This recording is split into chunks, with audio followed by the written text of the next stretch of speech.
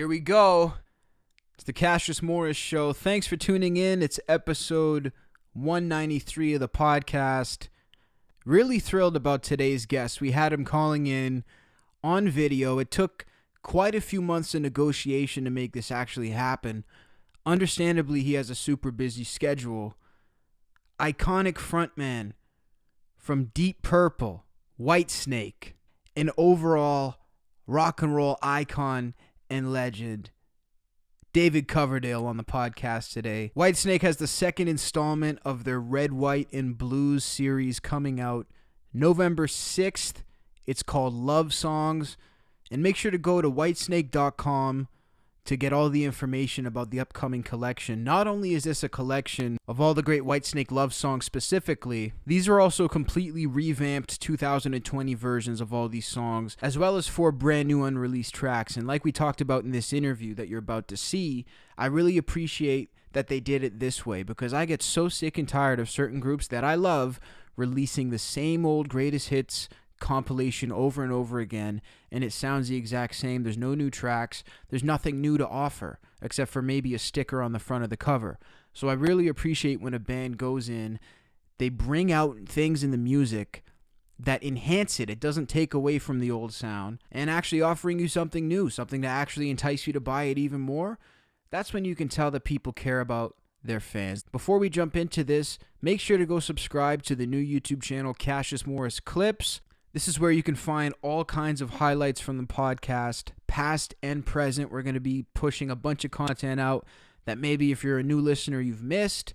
Maybe you've been listening for a while, you don't quite remember. There's been a lot of episodes. We're pushing 200, plus the back catalog of my other 2 podcasts. So there's a lot of moments, a lot of things to upload. So make sure to go subscribe to that. The link's in the bio. Also, if you're on Spotify, go check out the Cassius Morris Show official playlist. This playlist is powered by you guys. I always say, send me song suggestions on social media. I will go over all of these song suggestions. I don't just like the tweet and pass it by. I really listen to this stuff. And if it's on Spotify and I enjoy it, I'm going to put it up on this playlist. There's 9 hours of music on here right now, and there's so much kick-ass stuff that I had never heard that I'm discovering through you guys, and I'm absolutely loving it. So go check out that playlist. Give it a like. Follow it on Spotify. And without further ado, we have a monster of an interview to get into, if I do say so myself. Of course, all due to the one and only David Coverdale. I want to thank him so much for coming on the podcast, and there's really not much else I can say other than enjoy. How you doing, David? Not too bad, my friend. Not too bad, considering we've been fucking covered in smoke from wildfires, but almost lost the house, but fuck, what the heck. Oh, and the coronavirus.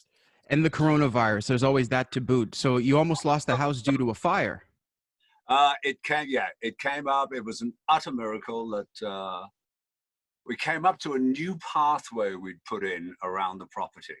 It came right up to that and scorched a lot of outdoor furniture, whatever. But literally after seeing it, 30 minutes after seeing it, just a tall black plume of smoke, we were evacuated. Yeah, it was miles away. And when you hear, like in these poor bastards, these poor souls in California, when they say the wildfire was right on the doorstep one second and the house was gone the next, it moves with the assistance of wind like a Formula One race car. On my life, with Lewis Hamilton driving the fucking thing, you know. Wow. It is 2 things really shocked me, surprised me, and enlightened me. And living up in the mountains in Lake Tahoe area, is how fast bears move. Yes. It's like a souped up Volkswagen with a fucking fur coat on it. And the other thing was recently the wildfire, because we were watching it, and the next thing it's up our ass. And the other thing, the sightseers coming up. We live in a gated community. There was a fucking traffic jam of people with their iPhones out. I'm just going, really? The police had to come and clear them out. I'm going, come on, what you done fucking see? What's this gate for? Huh? What's this gate for? I know, really. I think they were all residents, actually. Anyway, very nice to make your acquaintance. How come we haven't spoken before? What are you, 11?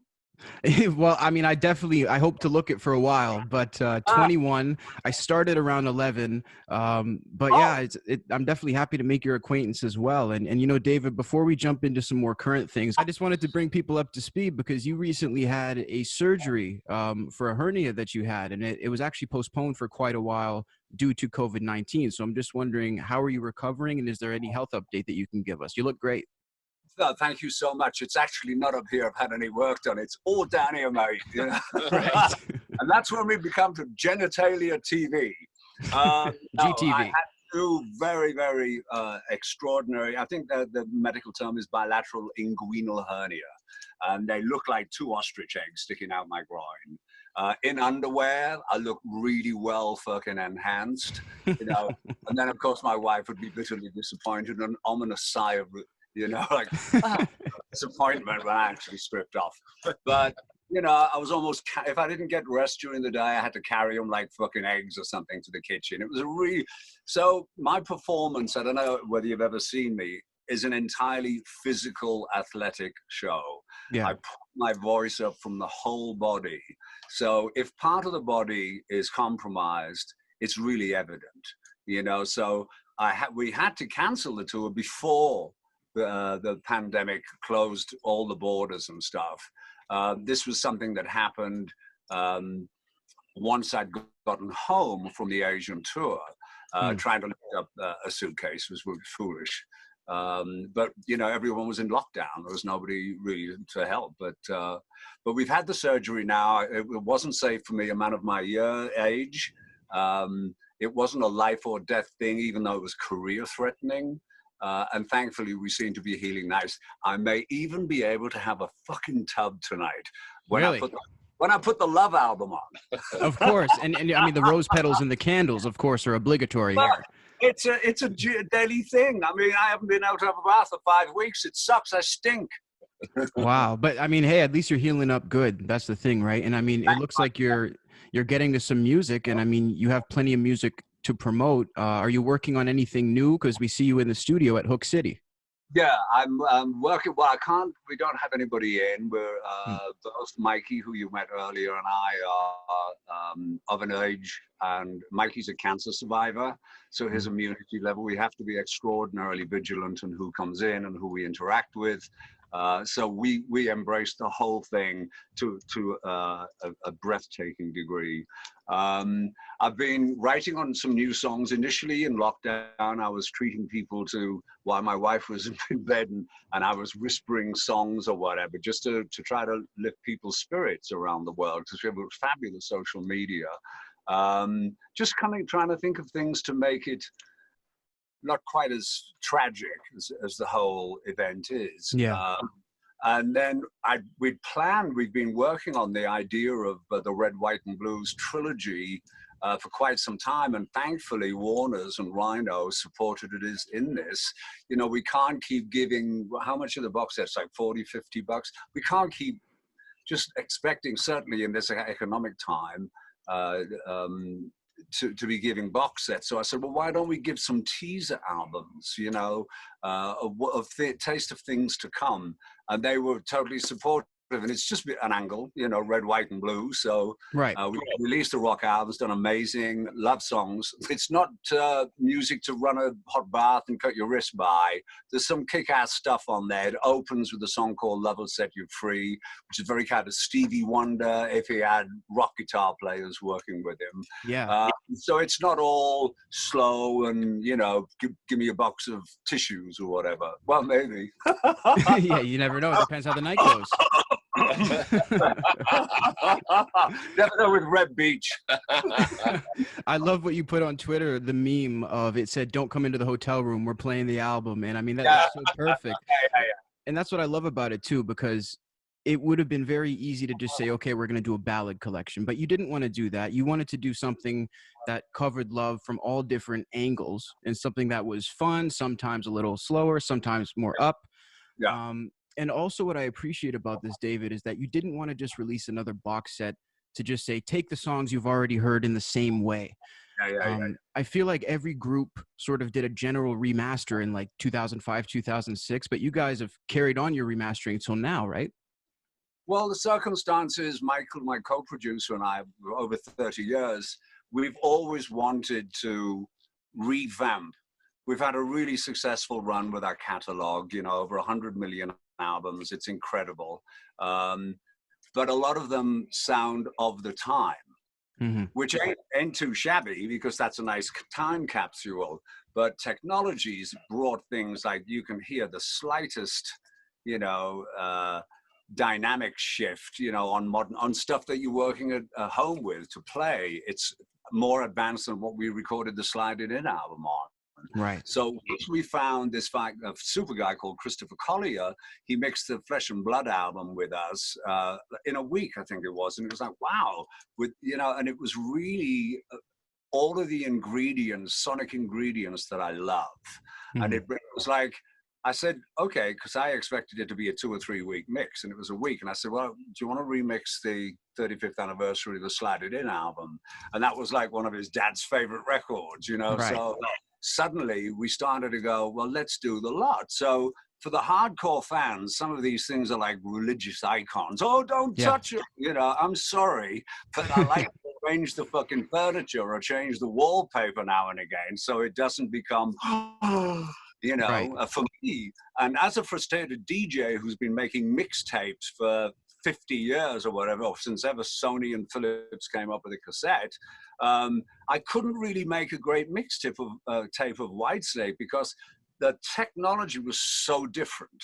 So the European albums were very different from the American style albums. So it was a labor of love, but I think we brought everything screamingly up to date. And thankfully it was recorded so well.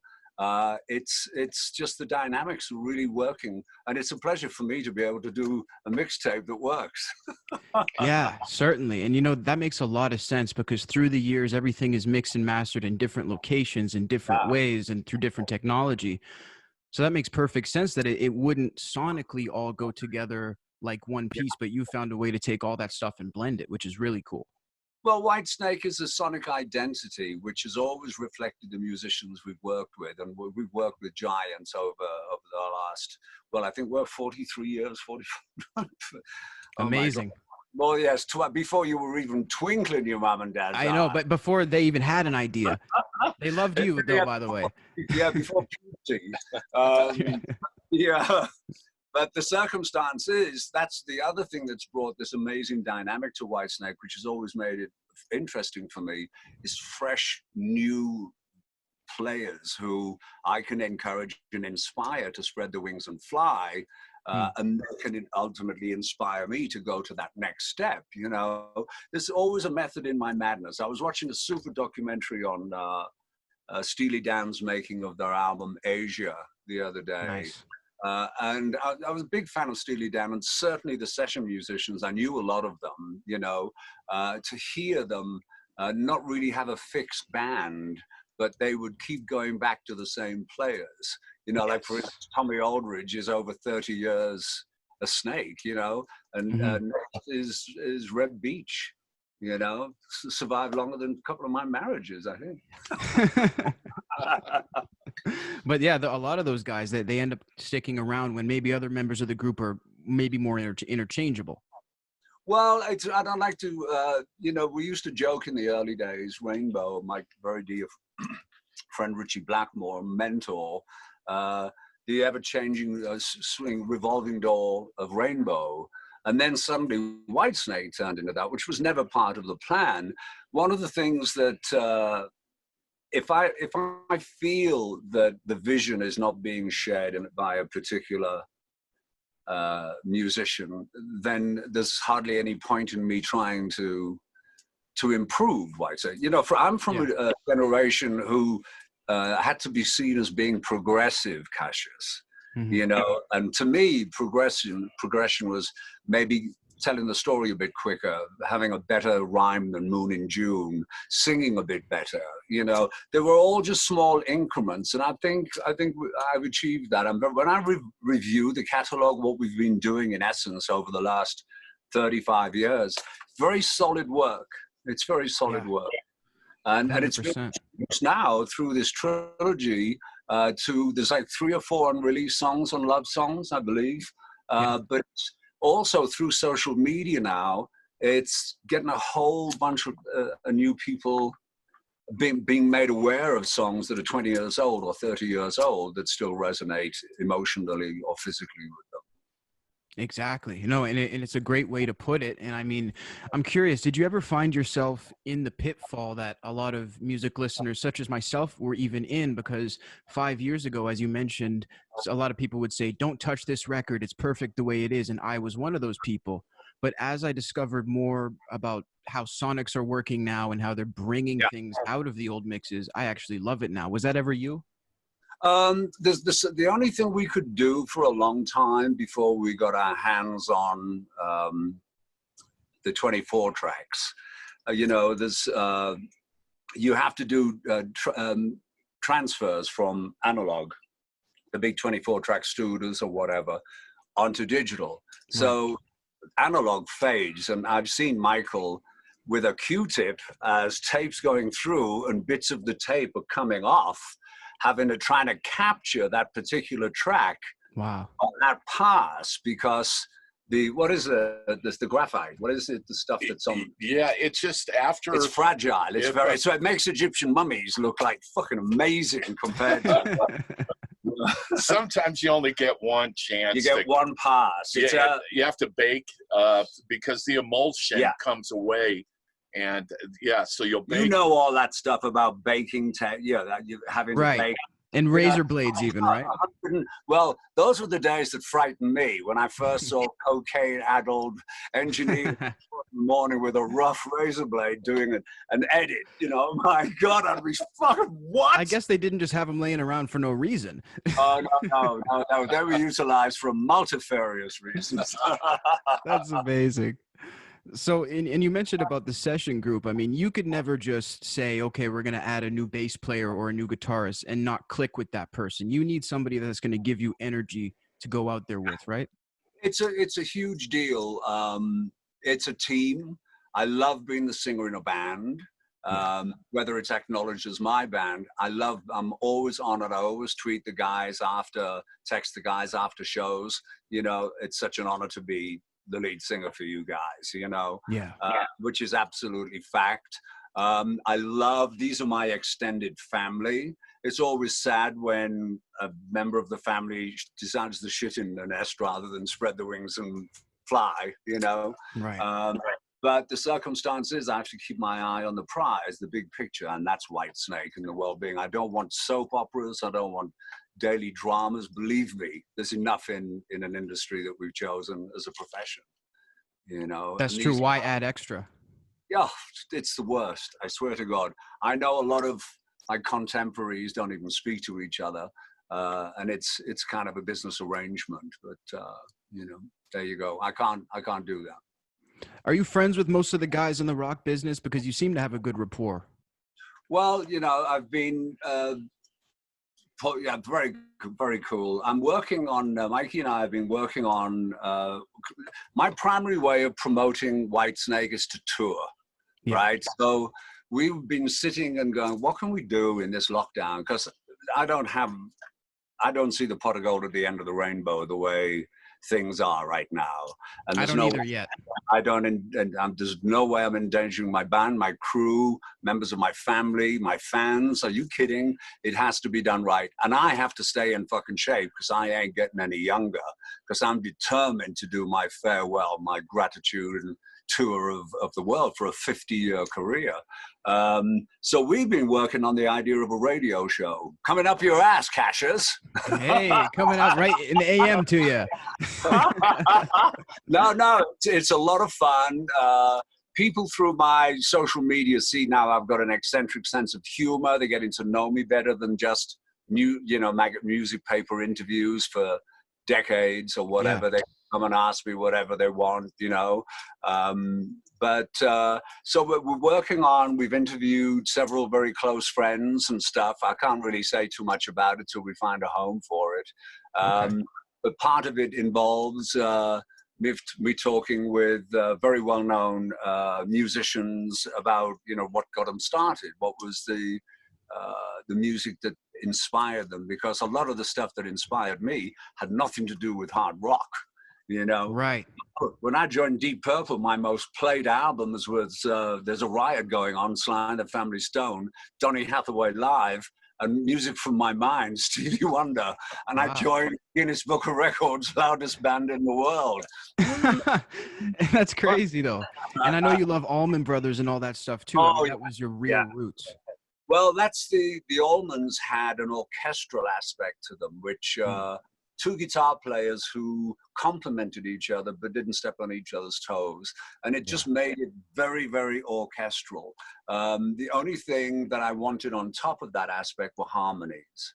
You know, when I started with Mickey Moody and Bernie Marsden, we had a really interesting early Beatles blend. You know, Mickey had the George Harrison, I had the middle, like John Lennon, and Bernie had the McCartney thing. It was a really cool blend. Right. So, and I went through a couple of years with great musicians, but drunken vocalists, you know, like drunken breakings, you know, drinking out of cow horns with foam falling out. The foam just flying out of the sides. Like Adrian fucking Vandenberg. I said, when we were talking, I said, do you think you can get the top line? And he would go, oh, yeah, cool. No, he couldn't. Marvelous, but a different kind of singer entirely.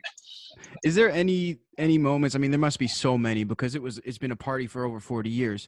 Yeah. But do you remember any of the wildest rock stars? Like who gives you a run for your money when it comes to partying? When it comes to rock stars? Well, Deep Purple was scary. There was a lot of Caligula in Wonderland going on then. That didn't do us any favors in the long term. The overindulging will always compromise your health, your career, your creativity. I've always been blessed with 1% common sense, being a Yorkshireman. So, if I do that too much, it's going to mess with my throat. If I do this, whatever. So there's always been this kind of self-imposed boundary. But yeah, I partied with David Bowie, God bless him, Bonnie Wood, Alice, this is way back in the day. You know, most people now are, when MTV started, we all had to buy a fucking treadmill. Because then all of a sudden you're in every video all the time. You got fucking love handles you can get away with on stage with a fringe jacket. Especially in the studio. In the studio, all bets are off. Yeah. Give me another 7-Up and fries. So you mentioned Deep Purple. Back when you first joined them, how long were you in the group when you guys did California Jam? 5 minutes. A couple of months. Okay, a couple of months. So you guys get flown in. Crowd I've played to bigger crowds since, but it was first time I've been aware there was another PA system like a mile away or something from the stage. So you'd have waves of applause coming back at the end of a song. At times disconcerting, but wow, it's still an iconic show. What is it now? Over 40 years ago. Jeez, yeah. 1970, was it 74? Yeah, it was around there. Yeah. And then, do you ever remember, you've probably heard in mythology, Deep Throat? That sounds familiar. What is that term for? There's a charming young woman called Linda Lovelace who could do remarkably magical things. Yes. Thank you. So apparently, we were backstage and she was trying to get to meet us. She wanted to say hello to Deep Purple. And we had no idea till we were flying out in the Starship and Warner Brothers had put a bunch of VHS's Blazing Saddles and, and Deep Throat. And I was like, what is Deep Throat? And somebody put it on. Everybody wanted the plane to turn around and go back. Wait, we should have hung out with that chick. Oh, what the hell? Oh, my God. What does it do to you mentally when you walk on stage at that age? Because you were around my age at that point, and you look out at almost 300,000 people. I got the job for my 21st, pretty much. Wow. So you were my age. Yeah, pretty crazy. What does it do to you mentally, though, when you look at that crowd? Well, you got to remember, initially, I had no idea. I knew Deep Purple were big in the UK. I'd seen them on TV, but I had no concept of a global scenario, America. America was just this fantasy land, But they must have acknowledged with my incredible lack of actual professional experience. I'd only ever made demos before. I'd never been in a studio. Wow. Mind you, it took a while to get into studio because we always used the Rolling Stones mobile truck and picked a fucking stately home where we could live. Did you? But the guys were, I started off, John Lord, God rest his soul, was just the best friend, mentor, guide, kind uncle. He was just, we don't have the amount of time to be able to share all the stories. Yeah. It's an over dinner scenario. Right. But he was incredibly supportive. Richie Blackmore musically was an explosion in my life. Fortunately, we had similar tastes in terms of modal music, Bach, folk music, this modal way of doing things. And, that's sustaining a note and chords are changing underneath it, and we wrote pretty much very easily. He had a lot of stuff prepared in the downtime prior to them that they'd been looking for a lead singer for quite a while. Glenn, I can totally understand why Glenn thought he was the lead singer. The guy's a giant of a vocalist. Yeah. Richie wanted more, and it's like probably one of my favorite compliments. He wanted a man's voice. So that's a compliment. Presumably, my genitalia and my voice was enough. It all came from the Whitesnake. Prior to Harmonious, for God's sake. Yeah, the Whitesnake. Yeah. The Whitesnake can always do it. A fucking pork pie. I love that. Real quick before we close out, I just wanted to know, when you're leaving one super successful group that was already established, joining the next, I mean, would it be fair to say that you're in a small group that went on to become maybe more well-renowned afterwards? I mean, that's huge. I'm not sure from Deep Purple, you mean? Yeah. For example, when somebody, nobody bad. This is a fact. Nobody in the management endorsed either Glenn Hughes or I. In their mind, we were still the new boys. So both of us were given an embarrassingly small budget to do what was Glenn's Play Me Out. I love that record to this day. And mine was Whitesnake, David Coverdale, Whitesnake. And Whitesnake was a song I'd started to write had we gone in the studio again with Tommy Bolin. But it's very interesting. According to the record companies and the British music press, there was no audience I was a dinosaur at 27, 26, 27. They're crazy. Pathetic or whatever. But punk bands were on the cover. Some journalists had put a band he'd just seen in his pub. It was a really strange time for the press. So to save face, I booked a Back to the Roots tour, after the stadiums and arenas, because I really didn't think I had any choice. And there were fucking more people outside than in asking me, why are you playing such a small place? So we started to up the ante almost immediately, and we were playing to 15, 20,000 people at the end of the early Whitesnake. It was very good. And that was built up, the strength of the audience supporting the band coming up with good songs that people could identify with, actually kicked the record companies into gear to take it seriously and promote it, because it's all. Rock music's always been the bastard child of the arts, and it generates, I think, more income than anything really. But it is what it is. We live extraordinarily well, and thank God. And hopefully, we're still delivering quality music that's relevant, and people can still identify with it, and hopefully be a little bit uplifted in an extraordinarily challenging time. 100%. And I'm certainly loving all the musical output and the way that you're also re-releasing the newly mixed music. Everybody make sure to go check out the record, Love Songs, everywhere on November 6th. Whitesnake, David Coverdale, thank you so much. God bless you. Take care. Good luck to you, and stay safe, Cassius. I will. Thank you. You as well. Bye-bye now. There you have it. My exclusive podcast with the legendary David Coverdale. Shout out to his team for making this happen. He's got a really nice team of people. We actually ended up talking, shooting the shit for about 10-15 minutes. an hour before David came on the Zoom call. Just really nice, cool people. Shout out to everybody over there down in Nevada, where I hopefully plan to relocate potentially in a couple of years. We'll see how it's looking by then. If you enjoyed this podcast, please make sure to hit that subscribe button if you're watching on YouTube. If you're listening on Apple Podcasts, Stitcher Radio, Podbean, Spotify, make sure to subscribe there, as well as leaving a 5-star review. Would really appreciate it. Follow me on Twitter at Cassius Morris, Instagram at Cassius Morris _. The podcast is on social media at Cassius Show on Facebook, Twitter, and Instagram. So follow there for all types of stuff. And if you're really down with the community, if you're really one of the OG members, come join the Cassius Morris Show Facebook group on Facebook. We're doing the Sober October Challenge right now. Everybody's putting updates. We all are doing weigh-ins.